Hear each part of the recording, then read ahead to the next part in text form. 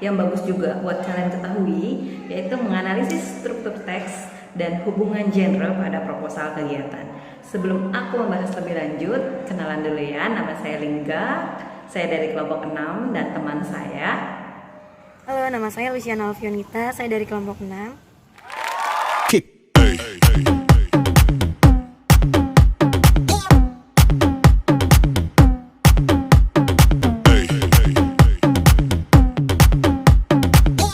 Jangan lupa buat teman-teman untuk subscribe channel ini dan like and comment video saya. Di materi ini aku sama Luciana akan membahas masalah proposal kegiatan dan hubungan genrenya nih.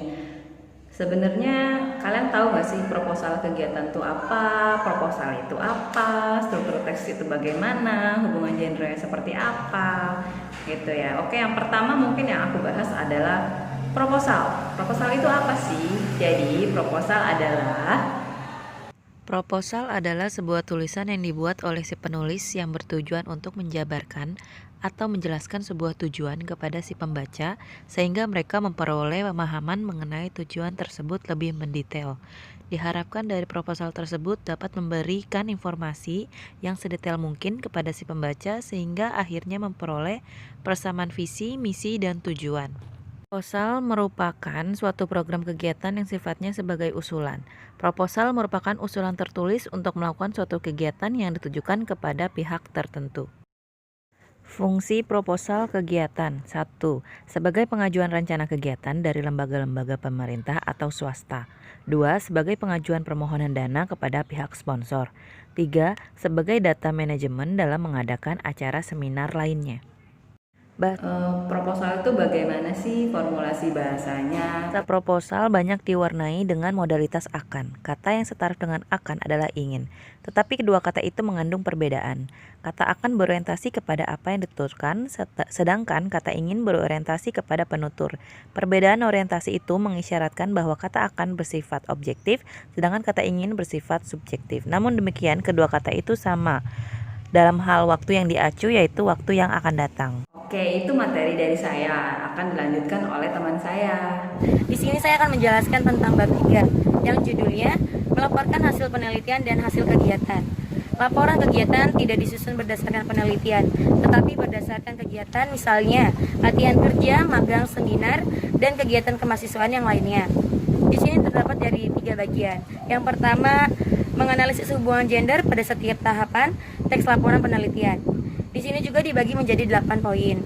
Di sini akan menjelaskan satu persatu. Yang pertama ada abstrak. Abstrak itu adalah gender mikro yang berisi ringkasan seluruh penelitian yang dilaporkan. Abstrak juga disebut ringkasan atau intisari. Yang kedua, pendahuluan. Merupakan tahapan yang berfungsi untuk menyatakan latar belakang penelitian yang telah dilaksanakan. Permasalahan yang diteliti, tujuan penelitian, manfaat penelitian, pentingnya masalah itu diteliti, dan pendekatan atau metode teknik yang digunakan untuk mencapai tujuan tersebut.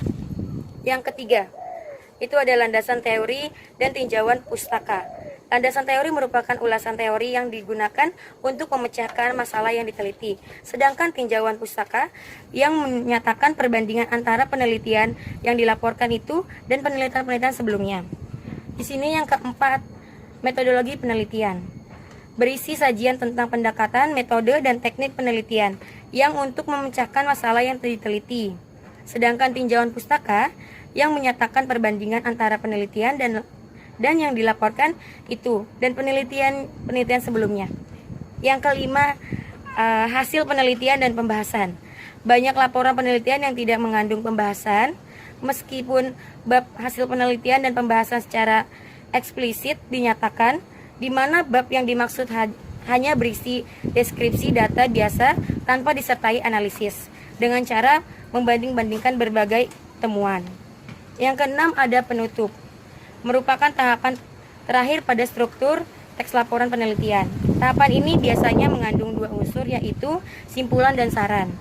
Dan yang ketujuh ada daftar pustaka. Daftar pustaka dan lampiran tidak dimasukkan ke dalam struktur teks laporan penelitian. Meskipun 2 hal itu penting, hal ini telah dibahas pada bab 2. Dan yang ke-8, simpulan tentang struktur teks dan hubungan gender pada laporan penelitian. Menulis laporan penelitian merupakan rangkaian kegiatan setelah penelitian dijalankan berdasarkan proposal yang telah didesain sebelumnya. Bagian yang kedua, di sini menganalisis hubungan gender pada setiap tahapan teks laporan kegiatan. Di sini juga dibagi menjadi 7 poin. Yang perlu diperhatikan dalam menganalisis hubungan gender yaitu yang pertama ringkasan, kedua pendahuluan, ketiga deskripsi kegiatan, dan keempat pelaksanaan kegiatan. Yang kelima itu ada penutup, yang keenam ada daftar pustaka dan lampiran, dan yang terakhir itu yang ketujuh simpulan tentang struktur teks dan hubungan gender pada laporan kegiatan. Lalu bagian yang ketiga itu menganalisis ciri-ciri akademi, manfaat dan pihak yang diberikan teks laporan.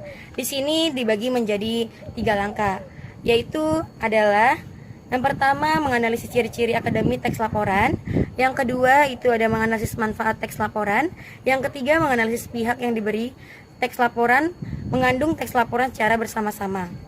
Dan dari 3 bagian ini, kita diajak untuk menyusun teks laporan secara bersama-sama. Yang pertama itu ada merekonstruksi teks laporan. Yang kedua itu ada menyusun teks laporan yang baru. Laporan yang akan Anda susun meliputi laporan penelitian dan laporan kegiatan. Baik, cukup sekian materi yang saya bawakan. Semoga bermanfaat untuk kalian semua. Terima kasih. Oke teman-teman, makasih. Semoga apa yang sudah saya dan teman saya Luciana jelaskan itu bermanfaat buat kalian juga. Dan sekali lagi jangan lupa like and comment video saya. Jangan lupa subscribe. Tetap jaga kesehatan, produktif, dan jangan lupa tetap pakai masker. See you.